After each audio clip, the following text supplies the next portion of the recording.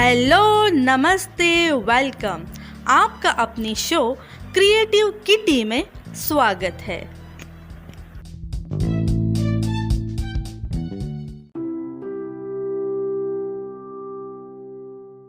Friends, आज के इस एपिसोड में आप सभी का स्वागत है। आज के इस एपिसोड में हम बात करने वाले हैं, क्या आप जानते हैं हमारे खून में दौड़ रहा है माइक्रो प्लास्टिक।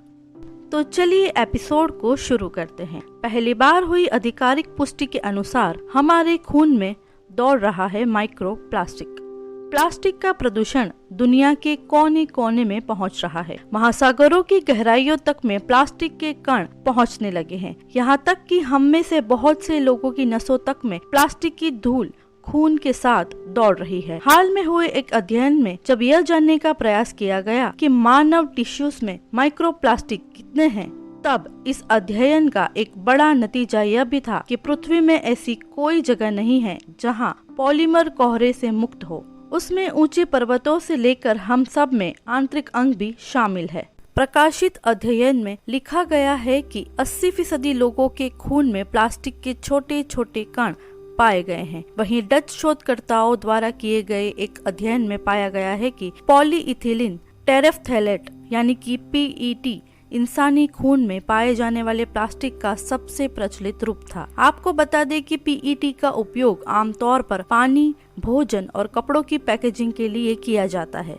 आइए जानते हैं शरीर में प्लास्टिक कैसे प्रवेश करता है। ब्रिटिश दैनिक द इंडिपेंडेंट में प्रकाशित एक रिपोर्ट के अनुसार शोध में शामिल लेखकों के अनुसार चौंकाने वाला खुलासा हुआ है। हवा के साथ साथ खाने पीने के माध्यम से भी प्लास्टिक मानव शरीर में प्रवेश कर सकता है। शोध के अनुसार शरीर में इन प्लास्टिक कणों की वजह से सूजन भी हो सकती है। 5 तरह के प्लास्टिकों पर किया गया शोध में कम से कम 5 प्रकार के प्लास्टिक के नमूने का परीक्षण किया गया था, जिनमें पॉलीप्रोपाइलिन, पॉलीस्टाइनिन, पॉलीमेथाइल मैथेक्रिलेट, पॉलीइथाइलिन और पॉलीइथाइलिन टेरेफ्थैलेट यानी कि PET शामिल है। इस परीक्षण के लिए 22 लोगों के खून के नमूने लिए गए थे। शोधकर्ता ने बताया कि 22 लोगों में से 17 लोगों के खून में प्लास्टिक कण मौजूद थे।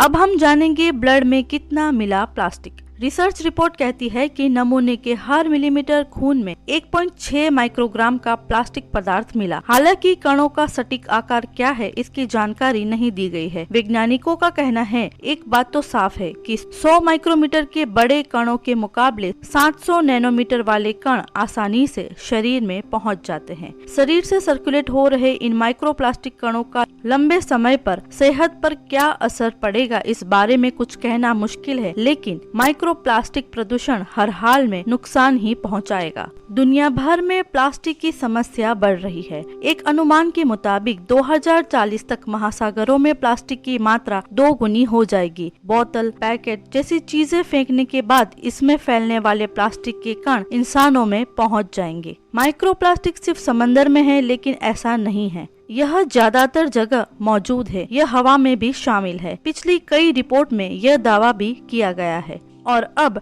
DW की एक रिपोर्ट कहती है कि प्लास्टिक हमारे फूड सिस्टम का अहम हिस्सा बन चुका है। इंसान के शरीर में हर हफ्ते 5 ग्राम माइक्रोप्लास्टिक पहुंचता है।